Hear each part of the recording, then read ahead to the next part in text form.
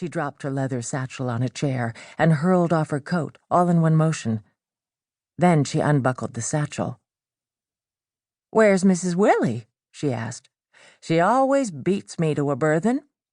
"She went to Maple Grove to see her daughter and grandchildren, and didn't say when she'd be back," Alma said.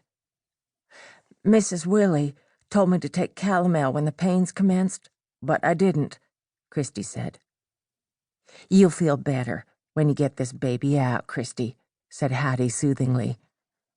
"It's not a baby." "She's talking foolishness again," said Alma.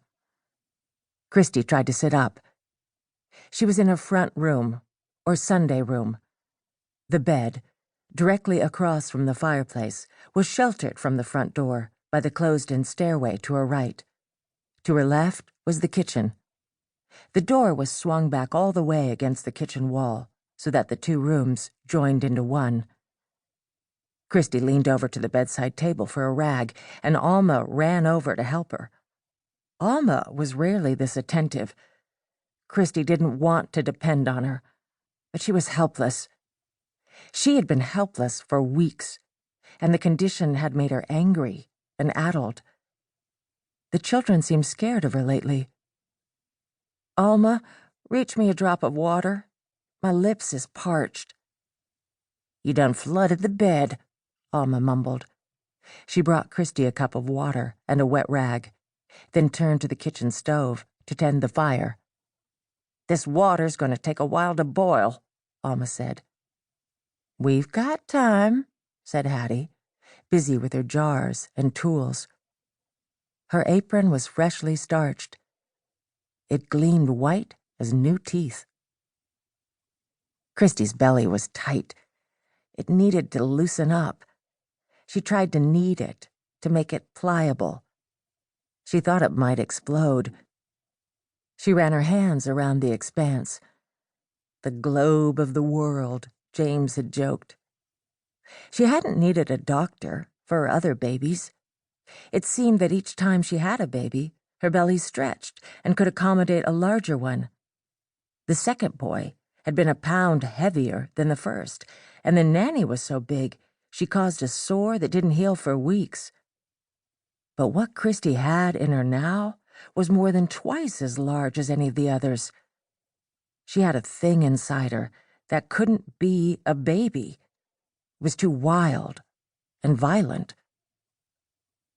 Hattie Hurt had visited several times during the winter, even though they hadn't been able to give her anything more than a ham and some green beans Christy had put up in jars. Dr. Foote was sure to charge more money than they could pay, but James said he'd sell a hog. "Let me take a look at what's going on down there," said Hattie. "Can you get them drawers off?" Christy's stomach was quiet now. She loosened her clothes and pushed down her step-ins, one of 3 enormous pairs she had sewed this winter. James had joked about those, too, but she thought he was trying to hide his concern. Hattie Hurt had strong hands and a gentle, reassuring voice.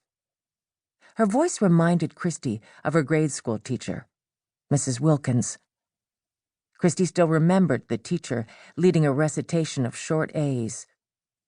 March, parch, starch, harsh, marsh, charm, snarl, spark. She remembered how Mrs. Wilkins moved her jaws in a chewing motion to stress the sound.